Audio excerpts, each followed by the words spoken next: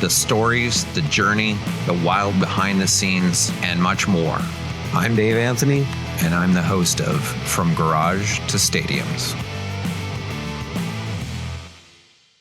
With the ubiquitous hit Smells Like Teen Spirit, Nirvana's second album went on to sell over 30 million copies and thrust Kurt Cobain into the spotlight as a generational figure, in particular for the Gen X crowd just coming of age. The success of the album and the fame that ensues produced some real ambivalence in Kurt based on your book, which we'll get to shortly.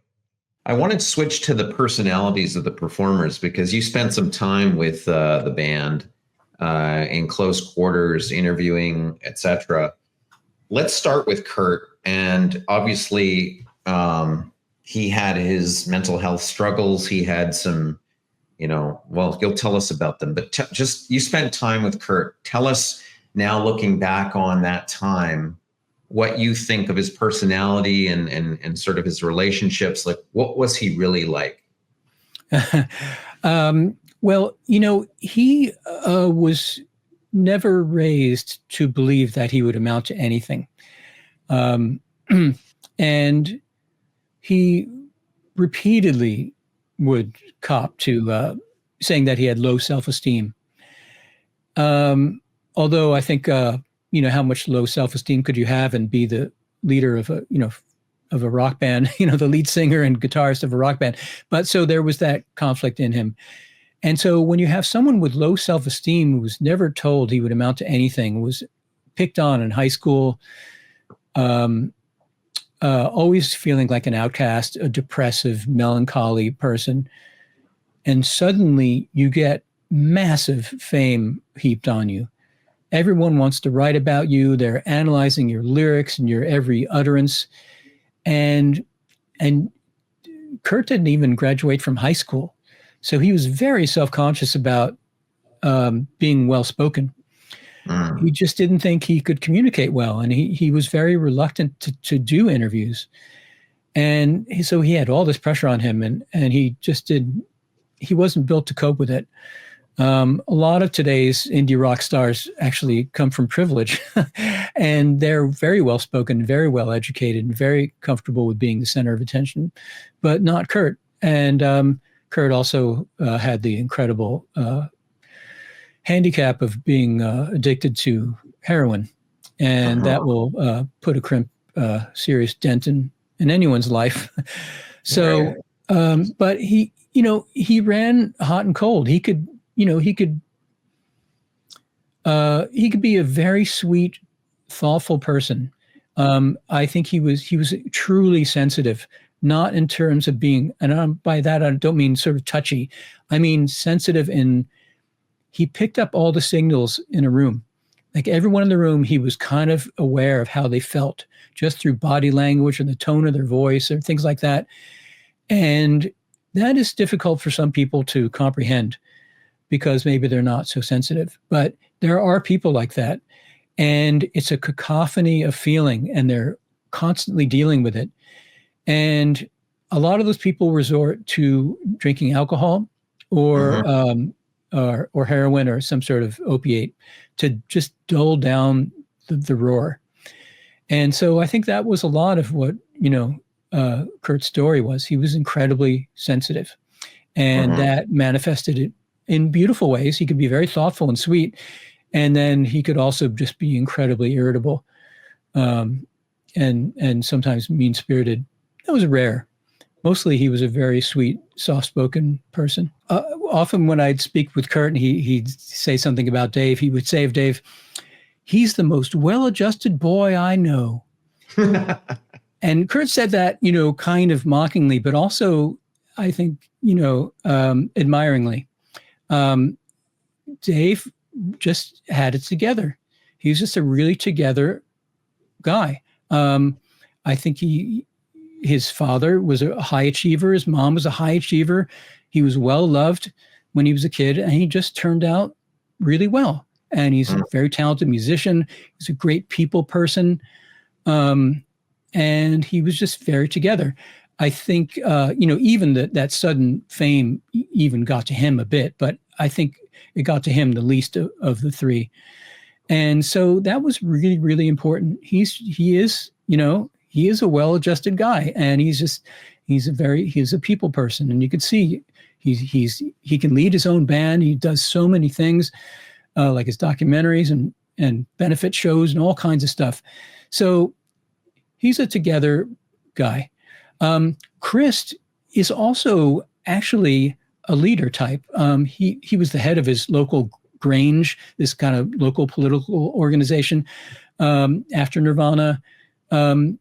Like, people follow him around. He's a leader, and it's not just because he's tall. Like, he's got a magnetic, personality too, and he can be very goofy. He, by his own admission, he drank way too much when he was in Nirvana, but he was also the guy who kept the ship steady. He, like I say, he was the guy. He was the intermediary between Kurt and the rest of the world. So if Kurt was curled up in a ball, having a fit of depression during recording of Nevermind, Krist was the guy who would take Butch Vig aside and say, "Don't worry, he'll be good in about 15 minutes." Or maybe Kurt smashes. He tomahawked the monitor board at a show in Dallas one time out of frustration with the sound. And the guy who owned the board came up on stage, and Kurt actually hit him with the guitar, and he was all bloody. And Krist stopped him from killing Kurt, I think, and also took his shirt off his own back and wiped the blood off him. Like, Krist is that guy. I've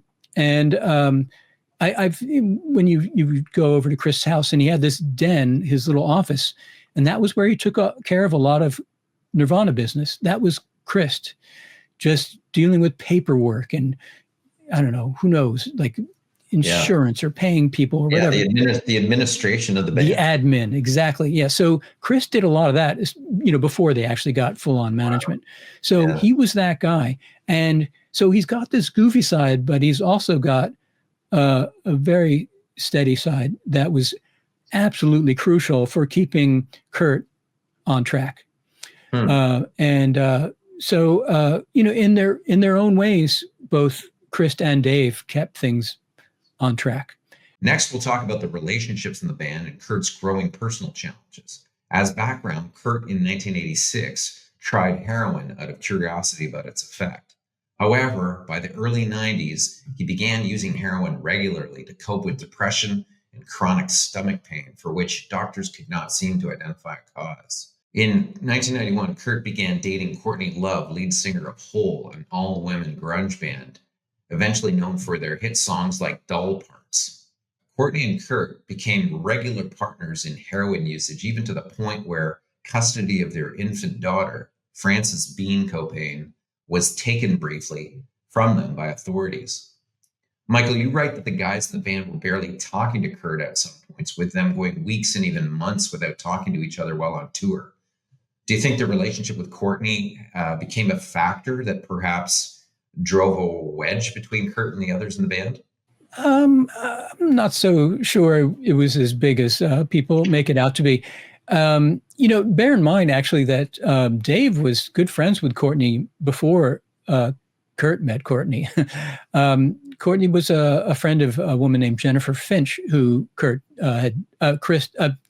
Dave had dated for a while. So that was, the small indie rock, alt rock world at work there. So I think really what alienated Dave and Krist from Kurt was just Kurt's drug use. When people do heroin, they become very insular. They are in a different universe from everyone else. Their whole, life is centered around scoring or doing drugs. And they try to keep it a secret because they know Kurt, and for instance, knew that Krist and Dave deeply disapproved of his heroin use. So he had to keep separate to avoid conflict. And that was, to the detriment of the band for sure, but not just to the band, but to Krist and Kurt's long-standing friendship. I mean, Krist was Kurt's best friend for many years, not to mention his foremost musical supporter. And that, that fell apart for a while. And it got better actually when they started working on In Utero. Things patched up quite a bit again, and that was because they were working together, and that's where they were happiest as a band, I think. Yeah, and they were pretty hard working in the studio. I mean, these guys were perfectionists, were they not? Yes and no. Kurt preferred to do one or two takes, but the perfectionism was in the rehearsal. They rehearsed a lot, and they rehearsed very assiduously. I visited them when they were rehearsing for the In Utero tour, went to their practice space in South Seattle and watched them play. And they were playing, Nirvana songs, kind of rough-hewn, hard rockin', distorted, loud, shambling music. But Kurt would, every once in a while, he'd stop the music and he'd tell either Krist or Dave, like, to do just something subtly different. And it was all these like very minor points. And then they'd play it again and wow, all of a sudden it sounded right. And that was really amazing. That's, I don't know. I don't like to toss around the word genius, but it was kind of genius because the ordinary ear wouldn't have heard anything wrong. But the ordinary ear also heard how much better it was after that very subtle tweak that Kurt would suggest. And he was very exacting with that stuff, not just musically, but album art, choosing opening bands, everything, the stage sets, everything. He exacted a lot of control. He seemed very offhand, but he was actually in a lot of control. And as as their manager or the man who owned their management company, Danny Goldberg, said, "You don't become Nirvana by accident." It was all, it's not like Kurt was planning to be famous, but he was planning to make great music. And sometimes great music becomes really popular.